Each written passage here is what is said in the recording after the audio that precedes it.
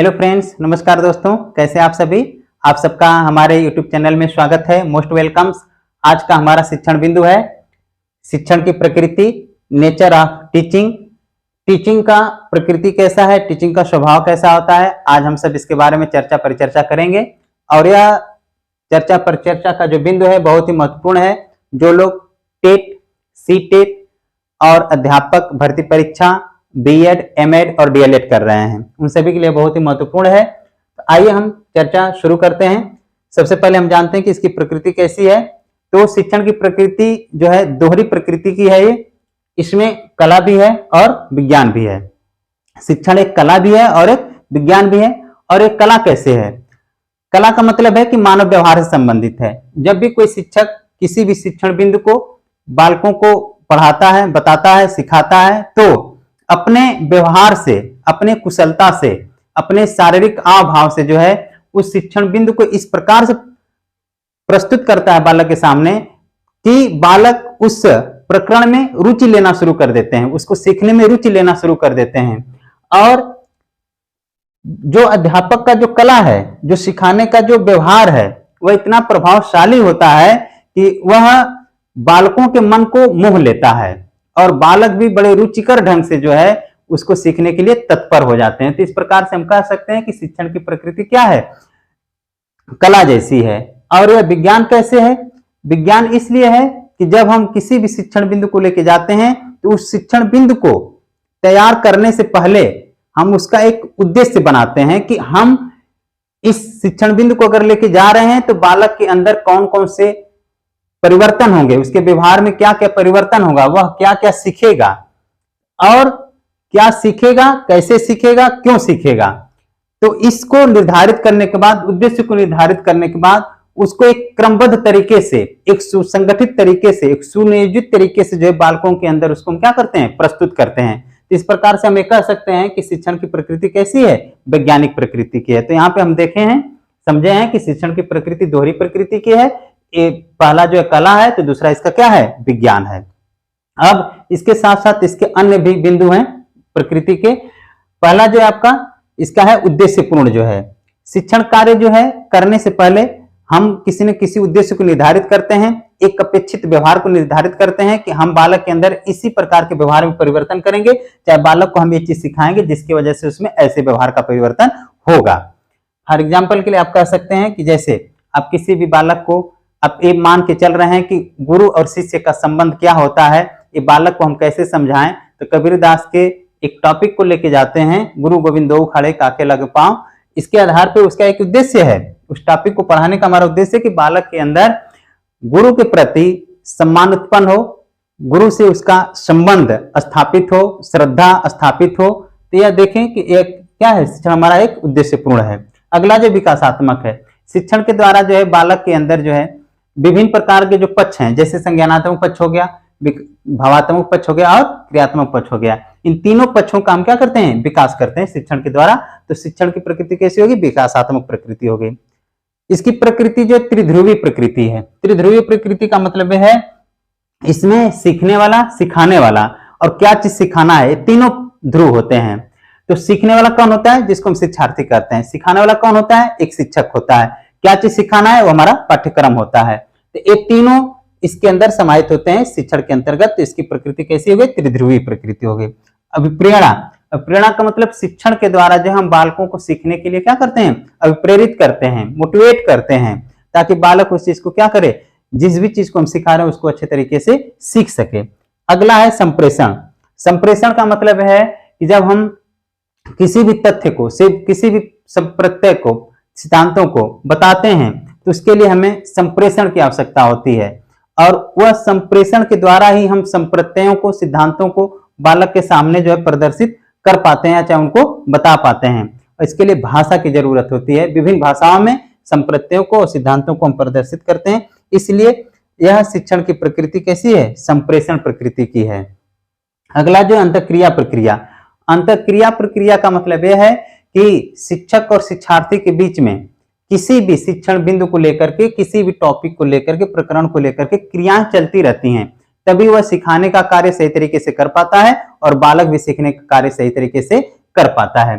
अगर इन दोनों के बीच में अगर अंतःक्रियाएं शून्य हो जाएं तो सीखने सिखाने का कोई मतलब नहीं होगा, न तो अध्यापक सिखा पाएगा न तो कोई भी शिक्षार्थी उसको सीख पाएगा। तो इसलिए इसकी प्रकृति कैसी है? अंतःक्रिया प्रक्रिया का प्रकृति है। सामाजिक प्रक्रिया का मतलब यह है, यह शिक्षण की प्रकृति क्या है? यह सामाजिक मूल्यों पर आधारित है।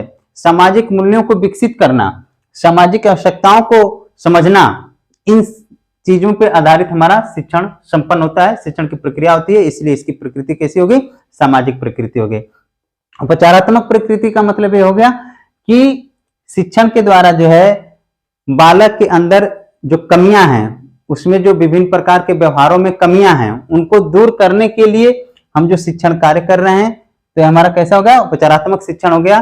तो शिक्षण की प्रकृति कैसी होगी? उपचारात्मक प्रकृति हो गई। अगला जो आमने सामने, आमने सामने का मतलब है कि शिक्षण का कार्य जो संपन्न होता है, सीखने का जो संपन्न होता है, जो सीखने वाला होता है और जो सिखाने वाला होता है, ये दोनों एक दूसरे के क्या होते हैं? आमने सामने होते हैं, तभी वो किसी बिंदु को सही तरीके से सीख पाते हैं। इसको चाहे हम औपचारिक बात करें चाहे अनौपचारिक तरीके से बात करें।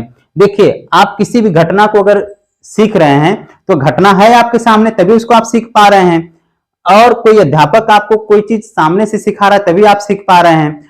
आज के दौर में ऑनलाइन की सुविधा हो गई है, यूट्यूब के माध्यम से, वीडियो के माध्यम से बालक सीख रहे हैं, लेकिन उसमें भी वो जो एक स्क्रीन है वो अभी उस सीखने वाले के सामने ही है, तभी वह सीख पा रहा है। तो यहाँ पे जो इसकी प्रकृति आमने सामने की प्रकृति है। किसी की अनुपस्थिति में दूसरा सीख नहीं सकता है, चाहे वो डायरेक्टली उपस्थित हो चाहे इनडायरेक्टली उसके सामने उपस्थित हो, वो दोनों एक दूसरे के आमने सामने उपस्थित रहते हैं, तभी किसी चीज को सीख पाते हैं और सिखा पाते हैं। तो यह हमारा जो कैसी प्रकृति होगी? इसकी शिक्षण की प्रकृति आमने सामने की प्रकृति है। अगला जो है औपचारिक और अनौपचारिक प्रकृति की है। यह जो है एक समयबद्धता के साथ भी सिखाया जाता है, और दूसरा जो है यह कहीं पे भी किसी समय भी सिखाया जाता है। व्यक्ति को निरंतर कुछ न कुछ सीखता रहता है, किसी न किसी माध्यम से कुछ न कुछ सिखाया जाता है। तो यही हमारा क्या है? आपका अनौपचारिक है। तो शिक्षण की प्रकृति कैसी हो गई? अनौपचारिक प्रकृति की हो गई। जैसे में आप घर में भी सीखते हैं, बाहर भी सीखते हैं, विभिन्न प्रकार की घटनाओं के द्वारा भी कुछ न कुछ सीखते हैं, अर्थात आपको बाहरी वातावरण भी किसी न किसी रूप में कुछ न कुछ सिखाता है। तो ये हमारे जो है शिक्षण की प्रकृति औपचारिक और अनौपचारिक दोनों है। औपचारिक का मतलब बता दिया था, विद्यालय में और समयबद्धता के साथ। अगला जो है पथ प्रदर्शन।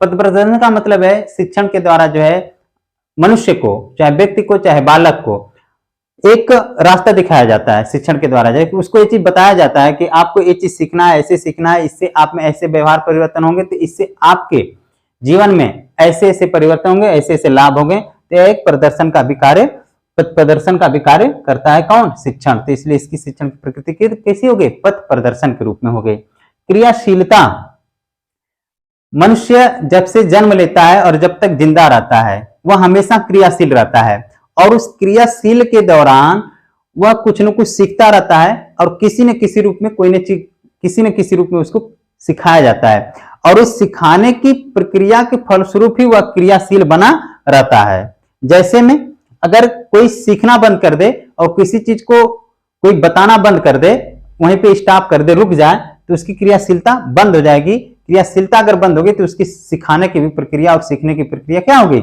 बंद होगी। तो इस प्रकार हम कह सकते हैं कि शिक्षण क्या है? हमेशा क्रियाशील रहता है। इसकी प्रकृति कैसे है? क्रियाशीलता में, शिक्षण में क्रियाशीलता समाहित है। अगला जो तार्किक है। तार्किक का मतलब यह है कि जब शिक्षण कार्य होता है, सिखाने का कार्य होता है, तो वह तर्क शक्ति पे आधारित है, उसके मूल्यांकन पे आधारित है, उसके बुद्धि के क्षमताओं पे आधारित है। इस प्रकार से शिक्षण की प्रकृति कैसी हो गई? तार्किक हो गई। अगला जो इसका मापन है।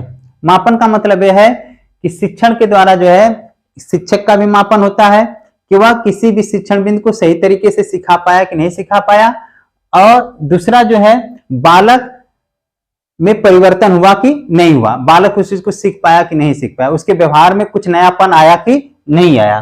तो इसका पता लगाने के लिए मापन बहुत ही आवश्यक है, और मापन के द्वारा ही हमारा शिक्षण क्या होता है? जीवंत रहता है। मापन के द्वारा हमारा शिक्षण जीवंत रहता है और सार्थक रहता है। अन्यथा के रूप में जो है शिक्षण का कोई महत्व नहीं रह जाता है। शिक्षण के प्रभाव का भी पता नहीं चलता है। तो हम कह सकते हैं कि शिक्षण की प्रकृति कैसी है, मापन है। मापन पे आधारित हमारा शिक्षण कार्य संपन्न होता है। अगला जो है आपका लास्ट जो है समायोजन। समायोजन शिक्षण के द्वारा जो है बालक को विभिन्न प्रकार के समस्याओं में, विभिन्न प्रकार के वातावरण, विभिन्न प्रकार के पर्यावरण में उनको समायोजित करना, अनुकूलित होना सिखाया जाता है शिक्षण के द्वारा जो है। तो एक तरह से हम ये कह सकते हैं कि शिक्षण की प्रकृति कैसी है, समायोजन पे आधारित इसकी प्रकृति है।